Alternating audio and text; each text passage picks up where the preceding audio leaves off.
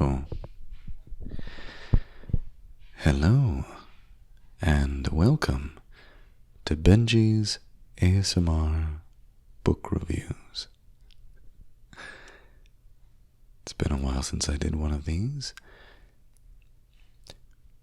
I've wanted to do one for a while, but I've been busy, and, 2025 has been a very odd year, very rough year in many ways, and I will admit I also wasn't sure if YouTube would let me get away with the title of this one, because it's a very sensitive subject.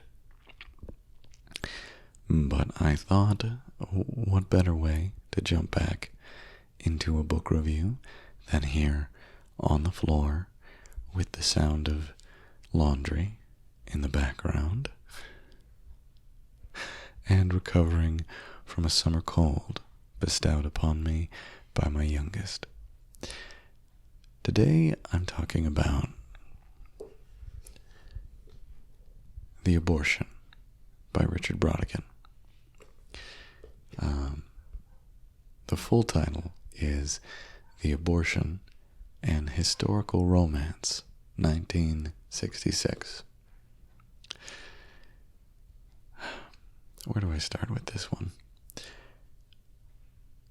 I don't know if I'm going to have a lot to say, because Brautigan's writing sort of defies literary criticism. That's not true.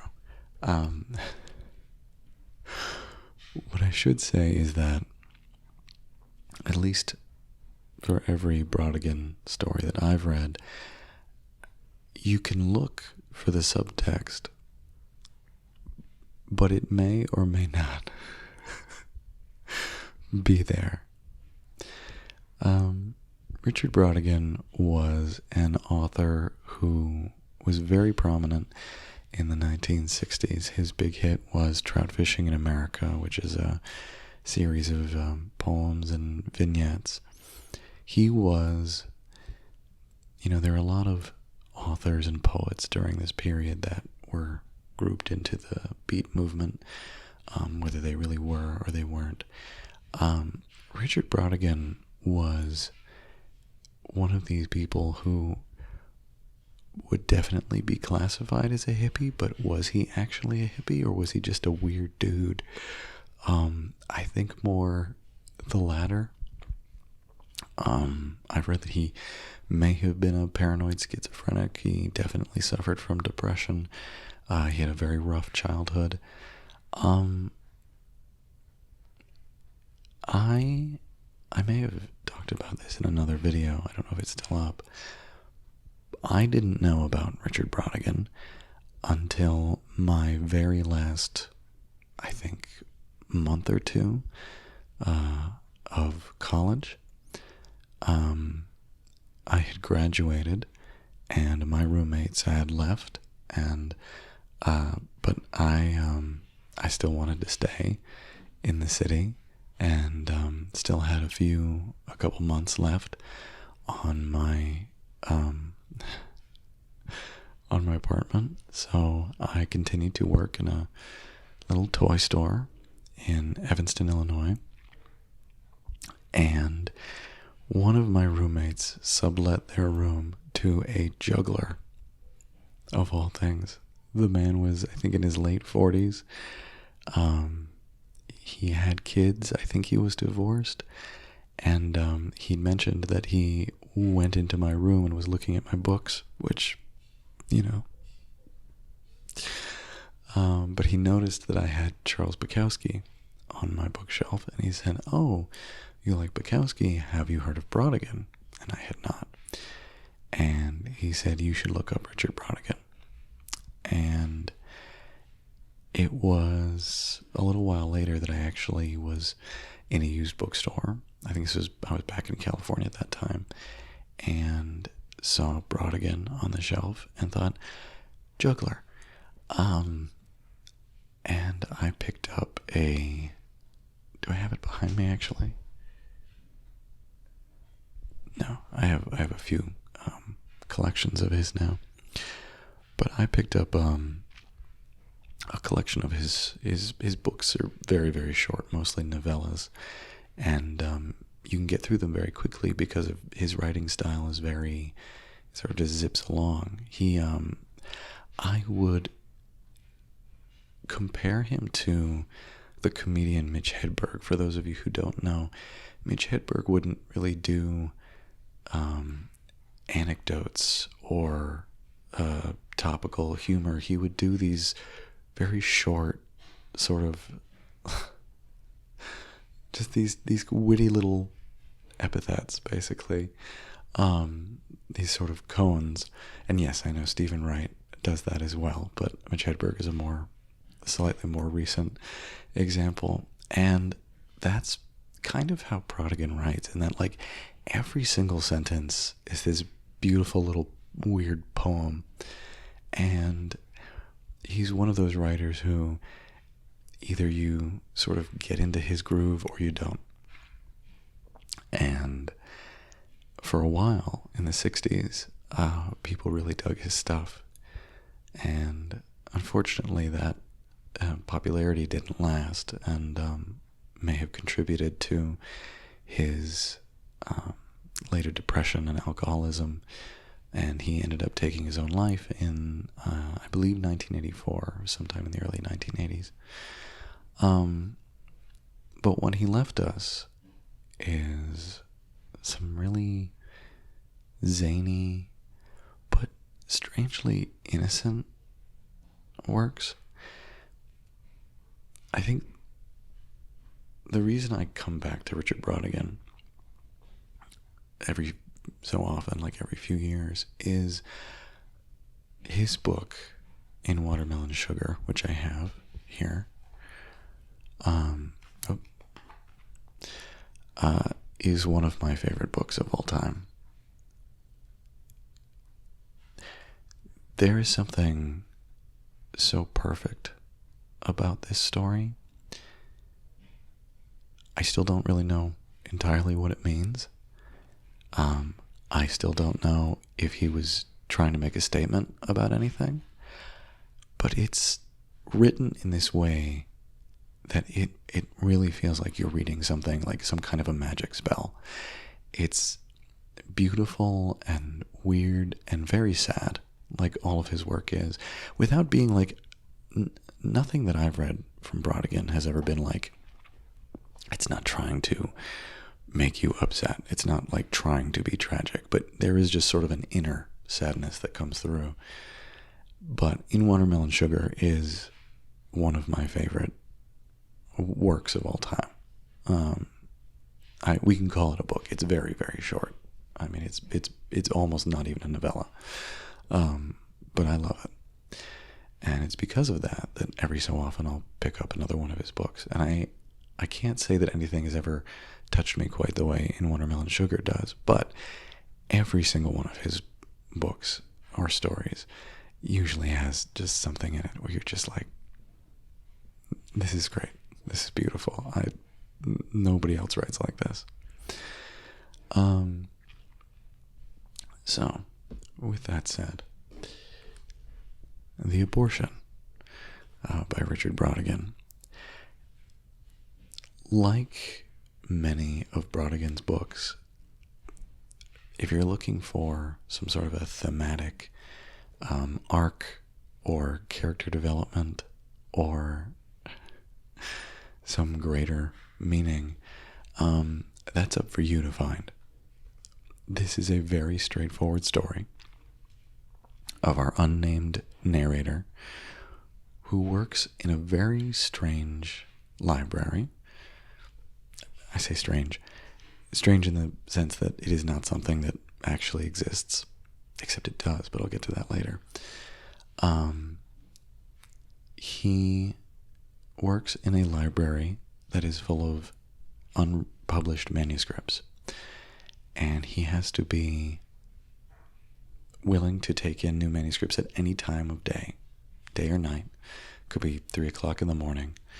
If you've written a book, you can bring it to this library in San Francisco, and he will take it from you and put it on the shelf, and that is where it will stay. And it's called the library. And he is barely paid for this. It is just something that people kind of wander in and take over from the last person. The reason our narrator has this job currently is because he took over from the last person who worked in the library, because that person could not stand children, and they don't happen to bother our protagonist, so he works there.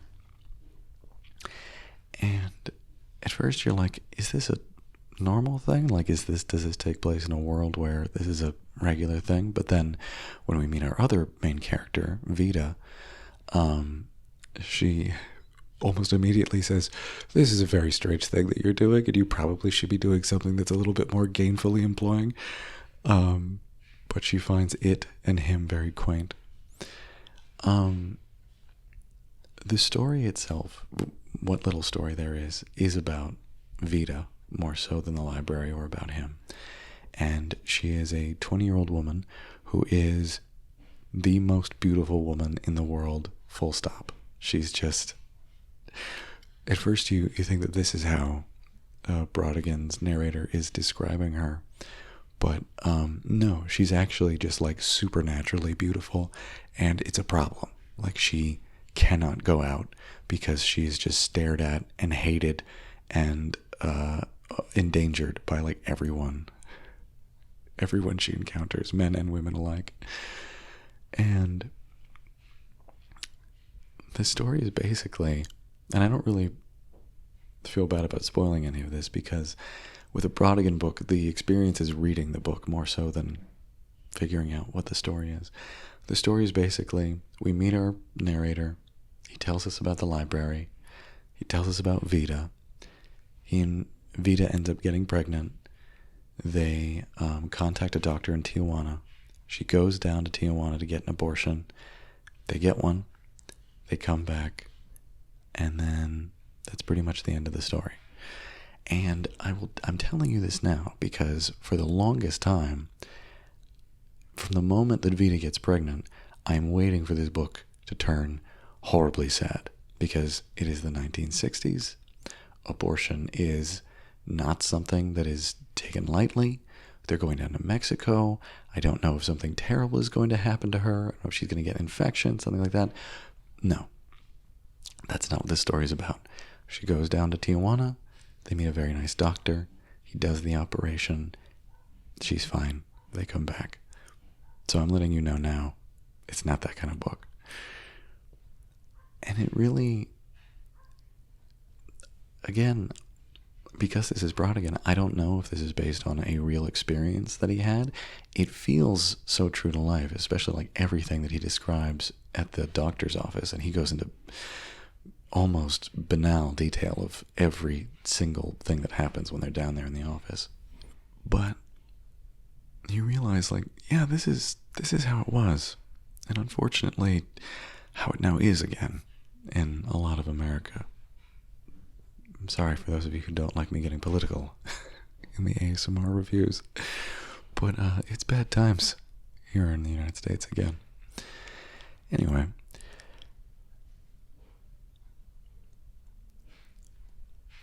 It's...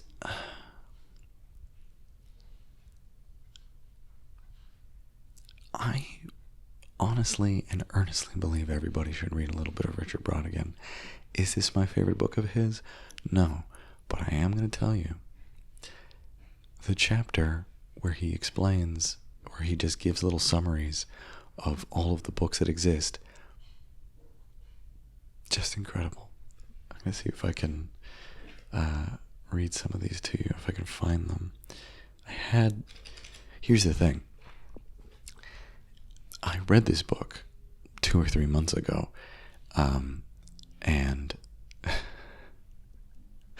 so I had a whole bunch of things that I was going to say back then, but now I'm just trying to catch myself up, and on the state of things. I've read like 3 or 4 books since I stopped doing these, so I apologize if this is not as thorough as it could be.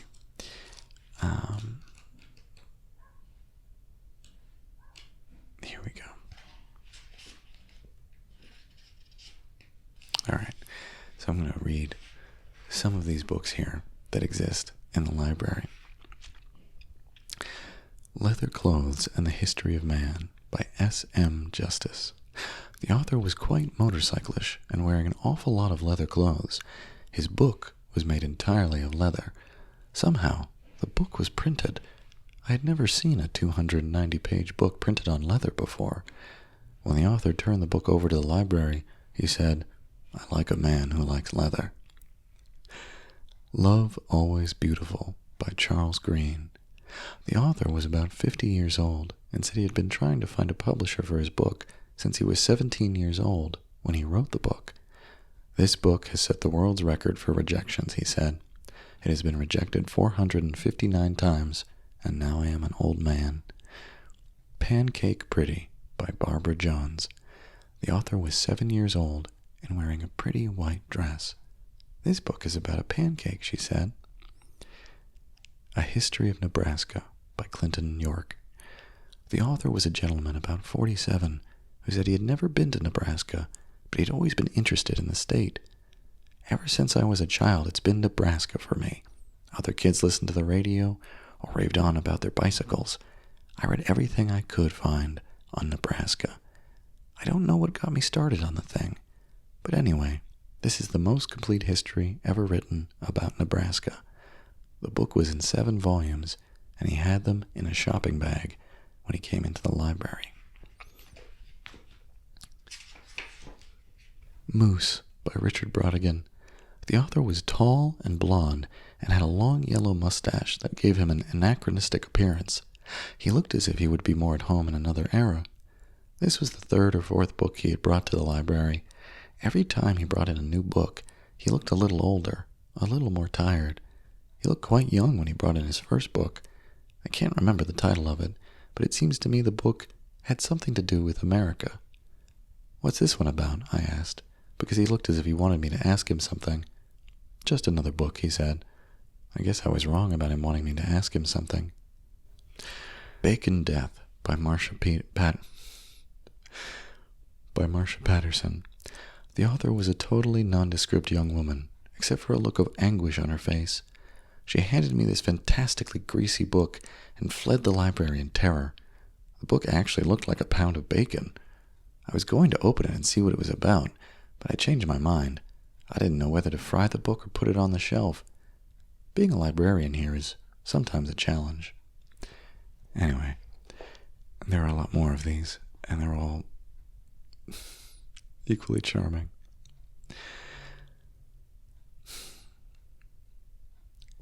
Richard Brautigan came to me at a very strange time in my life, and unfortunately, I'm at a very, very strange time in my life right now, and I have found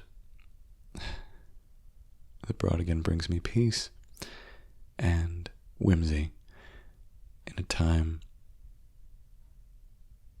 when those things are not always so easy to find. So I invite you to go find some Richard Brautigan of your own. Thanks for stopping by. This has been Benji 2049 with the ASMR Book Review. Cheers.